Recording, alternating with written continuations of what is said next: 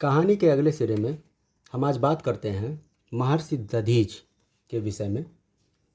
संसार में समस्त प्राणी अपने लिए जीते हैं, परंतु कुछ ऐसे व्यक्ति हुए हैं जो परोपकार और अपने हितों का बलिदान दे देते हैं। हमारे देश में बहुत सारे पुरुष और नारी हुए हैं जिन्होंने समाज की भलाई के लिए स्वयं को कष्ट से ओतप्रोत कर लिया है। उन्हीं पुरुषों में महर्षि दधीच का नाम आदर के साथ लिया जाता है। महर्षि दधीच बहुत ज्ञानी व्यक्ति थे और उनकी प्रसिद्धि देश के कोने कोने में फैली हुई थी। दूर दूर से विद्यार्थी विद्या के अध्ययन के लिए उनके पास आते रहे। वे सज्जन, दयालु, उदार एवं सभी से प्रेम व्यवहार करते थे। महर्षि दधीच जो है नैमिषारण्य, जो कि सीतापुर उत्तर प्रदेश के घने जंगलों में पाया जाता है, वहीं आश्रम बनाकर रहते थे। उन्हीं दिनों में देवासुर संग्राम मतलब होता है देवता और असुर के बीच युद्ध।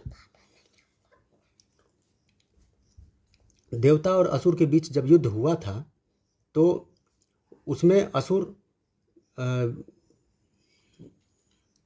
का कार्य और व्यवहार वो ठीक होता नहीं था। तो वे क्या करते थे कि लोगों को बेवजह सताया करते थे। वे अपना प्रभुत्व स्थापित करने के लिए देवताओं से लड़ रहे थे। देवता इससे परेशान थे। देवताओं के हार जाने का अर्थ था कि असुरों का राज्य स्थापित हो जाना।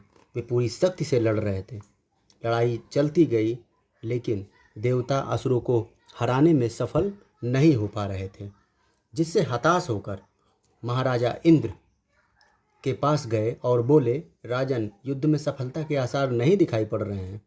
तो ब्रह्मा जी से उपाय पूछा गया तो उन्होंने कहा कि ब्रह्मा जी ने कहा कि हे देवराज, त्याग में इतनी शक्ति होती है, उसके बल पर किसी भी असंभव कार्य को संभव बनाया जा सकता है।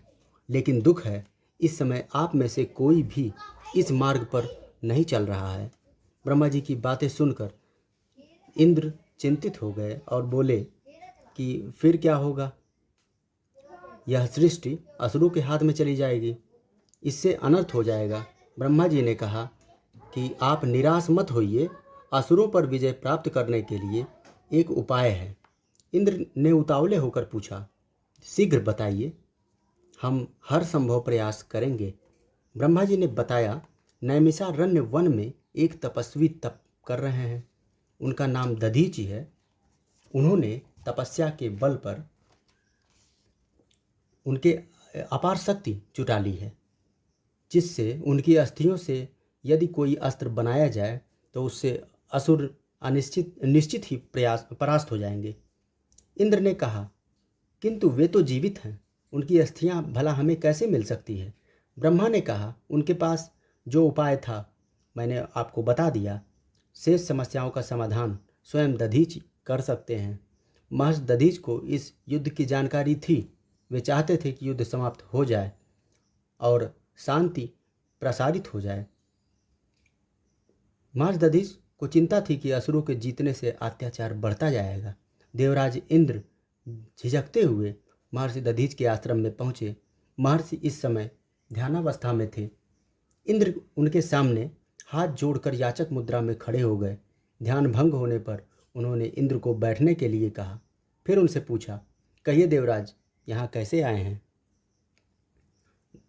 इंद्र बोले, महर्षि, मुझे क्षमा करें, मैंने आपके ध्यान में बाधा पहुँचाई। महर्षि, आपको ज्ञात होगा, देवताओं पर असुरों ने चढ़ाई कर दी है और तरह तरह के अत्याचार हो रहे हैं।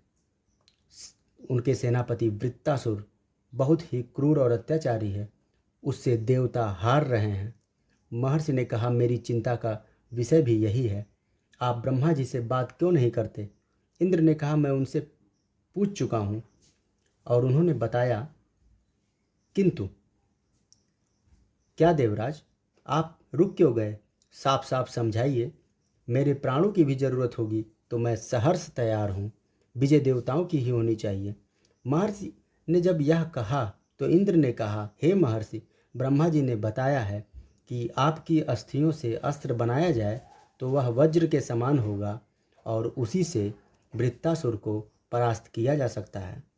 इंद्र की बात सुनते ही महर्षि का चेहरा कांतिमय हो उठा।